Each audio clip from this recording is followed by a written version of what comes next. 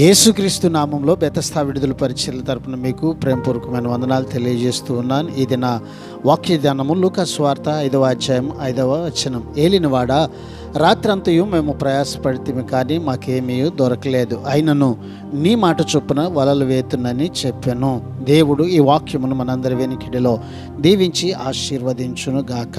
సముద్రంలో ప్రతి చేప ఎక్కడ ఉంటుందో, ఆకాశంలో ప్రతి నక్షత్రం ఎక్కడ ఉంటుందో యేసు ప్రభువుకు తెలుసు. మనుషుల్ని పట్టే జాలర్లకు ఇక్కడ ఒక మంచి పాఠం ఉంది. క్రీస్తు వారి ప్రయత్నాలకు మార్గదర్శకుడిగా ఉంటూ దీవించకపోతే వారి కష్టమంతా బూడిదలో పోసిన పన్నీరే. రాబోయే కాలంలో విశ్వాసులయ్యే వారంతా ఎక్కడ ఉన్నారో వారిని చేరుకోవడం ఎలాగో ఆయనకు తెలుసు. ప్రార్థన.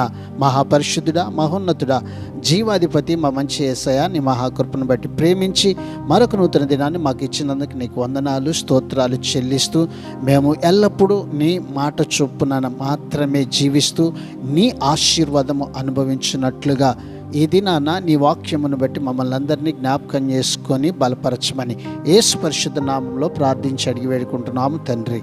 ఆమెన్.